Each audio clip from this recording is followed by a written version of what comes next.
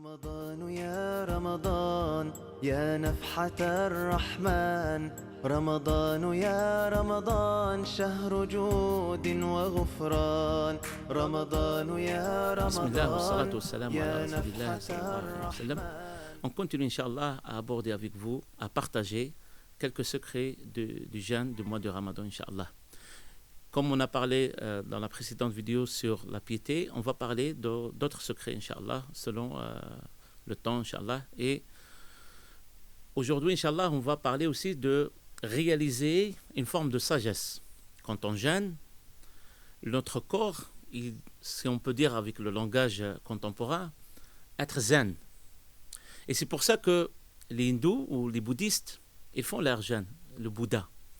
Tu trouves la personne en train de s'abstenir, si on veut dire, littéralement, ne pas manger, ne pas boire, ne pas être accompagné dans la relation conjugale.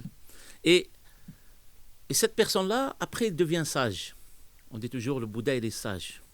Mais lui, quand il a jeûné, si on veut dire jeûner, s'abstenir, le mot-là, jeûner, ça veut dire s'abstenir, il l'a fait pour punir son nafs. Il l'a fait pour punir son corps. Pour eux, punir le corps de cette façon-là, c'est atteindre une certaine sagesse. Mais Allah subhanahu wa ta'ala, il ne nous a pas demandé de punir notre corps. Et c'est pour ça qu'il y a des prescriptions de douceur dans notre charia. Il y a les exceptions.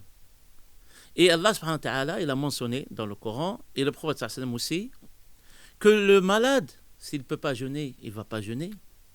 Ce que la femme qui est enceinte ou qui est allaite, elle ne peut pas jeûner. Ce que certaines personnes avec certain âge, ils ne peuvent pas jeûner. Le voyageur, parfois, il ne peut pas jeûner. Et on ajoute plusieurs catégories. Parfois, il y a certaines personnes qui sont... Voilà.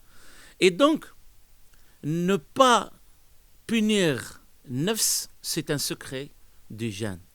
Et atteindre la sagesse qu'avec ce jeûne-là, sans la punir, c'est une forme de secret du jeûne. Un autre secret aussi qu'on peut parler, c'est sentir les bienfaits d'Allah subhanahu wa ta'ala quand ils ne sont pas là. Ou parfois ils sont là, mais on ne peut pas les toucher. Sentir l'importance de la nourriture, de l'eau, de tout ce qui est vital. Et sentir que certaines personnes, ils ont toujours soif et qu'ils n'ont pas de l'eau. Comment ils vivent la journée. Sentir que certaines personnes sont pauvres, ils n'ont pas à quoi manger, ou juste quelque chose à partager. Comment ils vivent. Et ce sentiment-là, on doit le sentir. Donc il y a un mois pour sentir les bienfaits d'Allah subhanahu wa ta'ala, et on le remercie toujours, Allah subhanahu wa ta'ala, pour ses bienfaits. Et c'est pour ça qu'il y avait cette solidarité. C'est que quand on sent vraiment l'importance des bienfaits de Ni'am Allah subhanahu wa ta'ala, on va les partager. On va les chercher des pauvres et on va leur donner. Et il n'y a pas la différence entre quelqu'un qui est riche et quelqu'un qui est pauvre quand on jeûne. Cette différence, on ne la voit pas. On la voit pas.